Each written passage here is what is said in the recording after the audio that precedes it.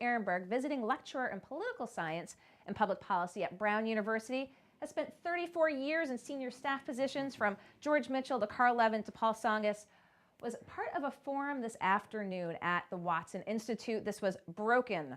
Can the Senate Save Itself in the Country? This is based on the title of Ira Shapiro's book, who was at the forum today. Is the Senate broken, and how can it be fixed? Well, I think the Senate is almost certainly broken. I think everyone recognizes that it's been dysfunctional, and this has been a long slide. In my view, starting in about 1980, and year over year over year, it has been functioning less and less well. And the crux of the problem is that the parties in the Senate are now so polarized, so far apart, that they don't very frequently come to the table. And democracy demands that. And you say democracy demands it. Let's talk a little bit about the discussion that took place. I know Brown professor Wendy Schiller was there as well. Yes.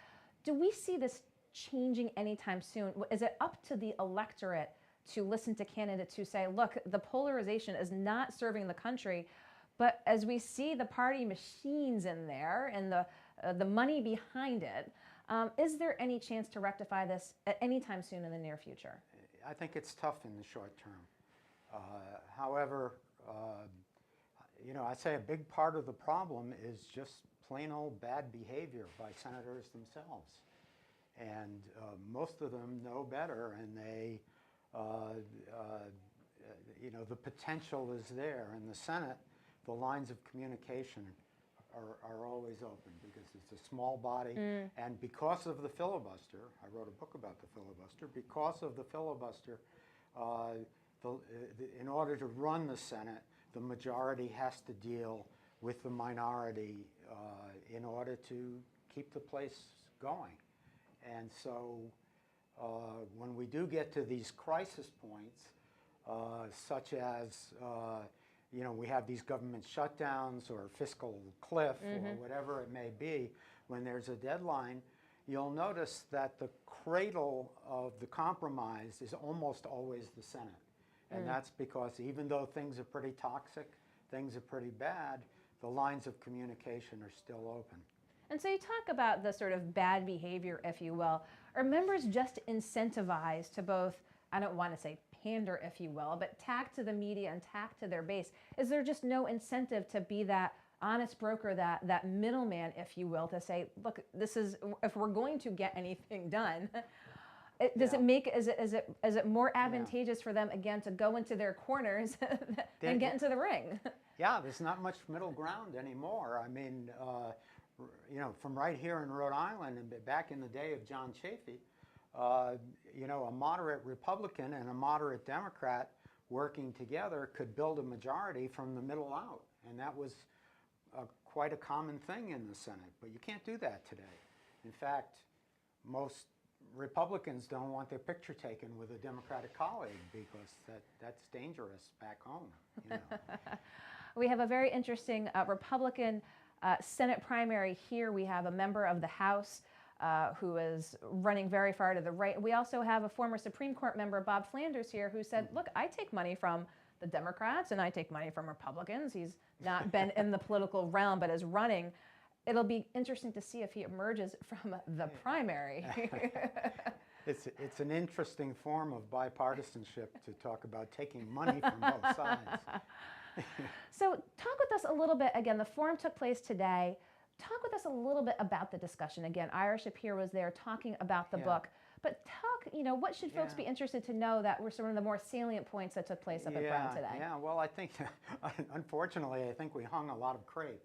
I mean, it unfortunately, you know, there was a lot of agreement on the panel that the Senate, you know, has been on this decline, and in his book, Ira talks about what he called the Great Senate in his first book, and in this most recent one, he calls the Mansfield Senate, and you know, talks about what a great leader Mike Mansfield was. But The point I come back to is what's made the Senate great is the supermajority requirement. So keeping the filibuster is fundamental, and as you may have noted, President Trump, works overtime, trying to trash it. I don't believe he really understands what the filibuster is all about. To him, it's, the so-called nuclear option is a switch. There's a choice. You need 60 votes or you need 51, and he looks at it and says, well, that's a no-brainer. I want 51. So he just wants the Senate to get out of his way. That's not the Senate's role. That's not what the framers had in mind. And talk with us about this administration. I'm sure it came up in conversation during the forum today. Again, the way that Congress works with this current presidency. Have you seen anything like this in recent history? No. The short answer is no. I think we're wearing out the word unprecedented because it seems virtually every day the president does something that's unprecedented. And one of the great disappointments to me, when I was on the Hill, lifers like me, in the vernacular we refer to us as Hill rats. But I'm someone who loves the institution. I care about the Senate. And one of the great disappointments so far of this administration has been the failure of basically anyone in the Republican caucus to stand up and show some independence. I mean, many of them I know are appalled by this president's behavior.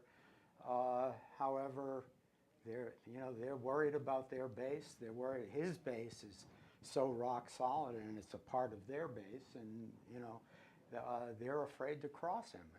But that's not what we expect from great senators. We expect them to stand up. I mean, John McCain did, but unfortunately, he's quite ill and he's not in Washington. And the only two senators that have criticized Trump are Bob Corker and Flake, and both of them are on their way out the door. Yes, indeed. So let's look ahead to midterms 2018. What do you expect?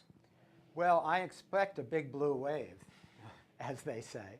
I don't say that as a partisan. I just think it's the reality. We're seeing it in the special elections. Now, the House is so severely gerrymandered, and when you talk about the House, that's where you start when you talk about dysfunction. So, it can absorb a pretty big blue wave and remain in the hands of the Republicans. So I think at the end of the day, I think the margin will be tight one way or the other, and the Democrats may take over the House. In the Senate, it's a tall order. Again, many of the the wind will be at the Democrats' back, but it just the unfortunate map that they have to deal with this time around. Of course, only 1/3 of the Senate runs every 2 years, and it just happens right now that a lot of Democratic senators running for re-election are running in states that Trump carried, basically red states. And so it's going to be very difficult to overtake the Republicans in the Senate, but there's a chance to do it, and it could happen. It could happen in both houses.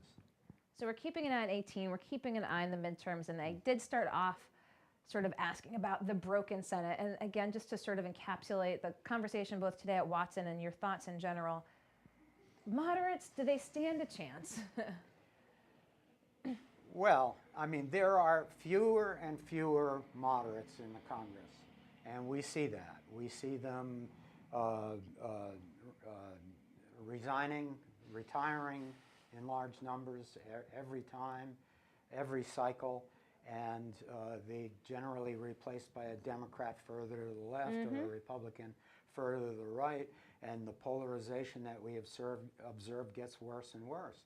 And many of those that don't leave have trouble in the elections. I mean, we saw it in Rhode Island. I mean, I think Senator Whitehouse is a great senator, but in his race against Chafee, he was able to make the argument that look, vote for a real Democrat, not Democratic light.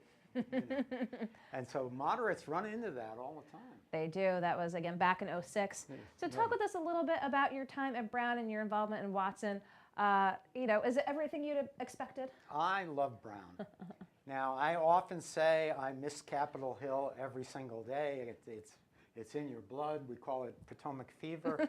But I've been at Brown for 9 years now. I teach both public policy and in the political science department. I'm teaching 3 courses this semester. I've taught a total of 9 courses over those years, 9 different courses. Wow. And I just love Brown. And when you talk about what do you see that's positive for the future, I look out at those students every day, and they're engaged, they're interested, they're waiting to get involved, and many of them are headed towards politics and public policy and so forth. So that's very hopeful. Well, you provided almost a perfect segue to our next guest here. We have a Brown student, Tristan Hood, who is an armed services veteran, talking about an effort that Brown students and RISD students are partnering with to help female veterans here in Rhode Island. But I appreciate your taking the time to come into the studio here. Rich Arenberg, again, on the panel today, Broken, Can the Senate Save Itself and the Country? Appreciate your breaking down a little bit of that talk and coming downtown to see us. Thanks so much. We'll let you go around the corner and we'll welcome our next guest in. Great. Don't go anywhere. We'll be back with our next guest here in the Navigant Credit Union Broadcast Center.